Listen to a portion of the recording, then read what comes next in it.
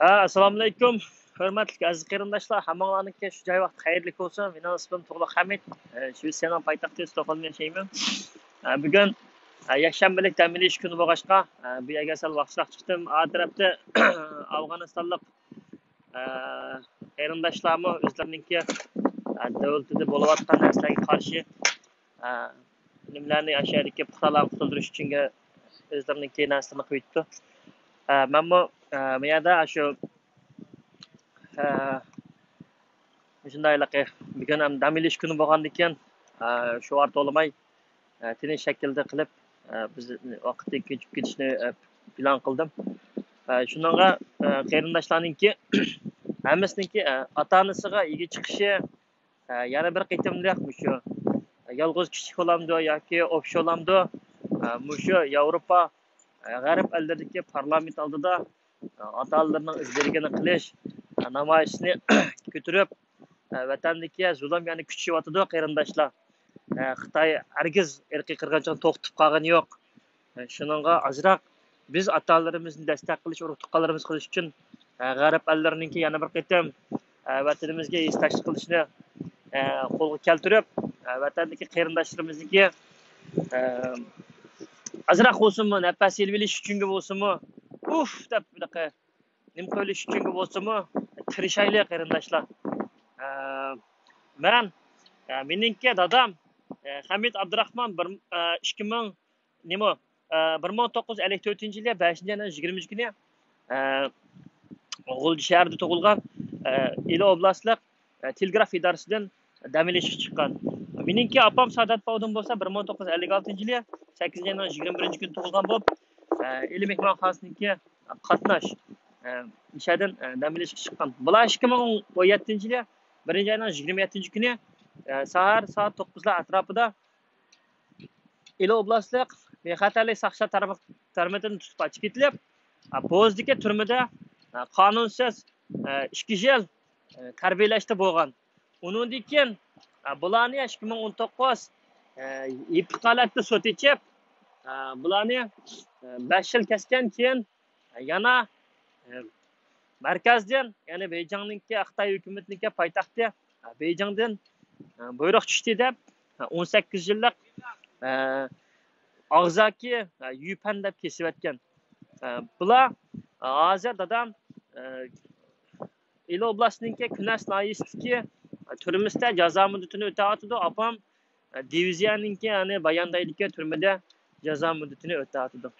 Meningki Xitoy hukumatiga deydiganim, Xitoy hukumati mening ota-onam gunohsiz. Mening ota-onamni shartsiz qo'yib o'tishi kerak va boshqa Uyg'ur qarindoshlarimizni shartsiz qo'yib o'tishi kerak.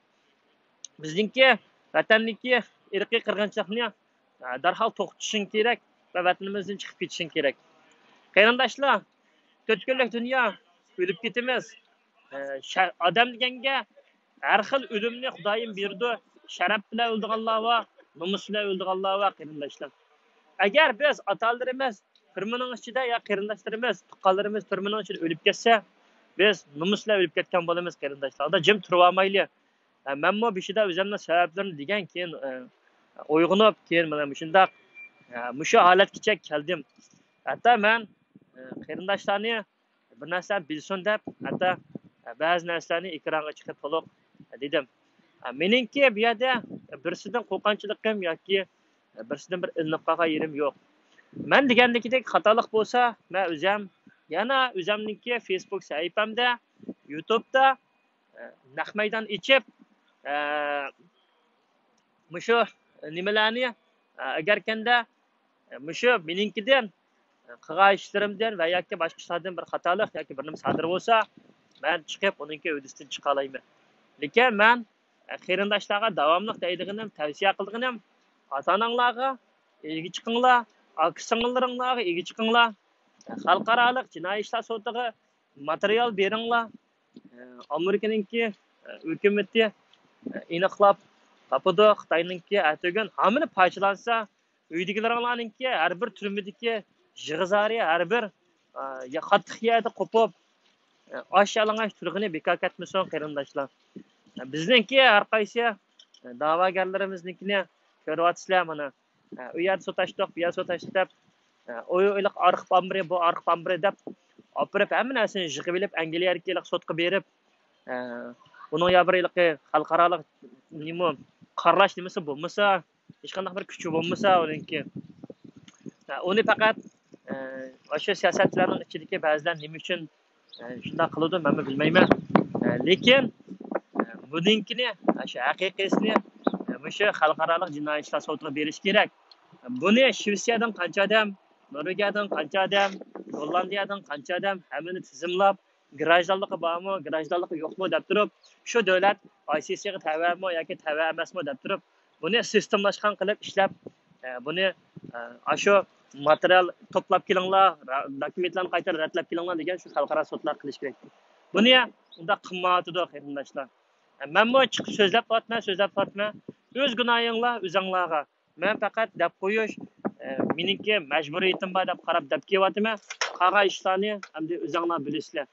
Meningcha bo'lsa eng yaxshisi qarindoshlaringlarga, ota-onalaringlarga destak qilinglar. Biz oddiy fuqaroninki boshqa hech nima qo'ldan kelmasmi? Ota-onamizga ega chiqish, haqni so'zlash, xato ish qilsa xato qilding, to'g'ri qilsa to'g'ri qilding deyish majburiyatimiz bor. Shuningga barliq qarindoshlar, men hammanglarga shuni tavsiya qilmanki, cho'qim mushu ishni ota-onanglarni yoki adlaringlarni, akalaringlarni, hatto tog'laringlar, amachinglar bo'lsa-mu va yoki urug' tuqqan yoki mushundaq bir kuyovul bo'lsa-mu, hatto kelin bo'lsa-mu, shuninkini sizlarga tuqqandorchiligi bor.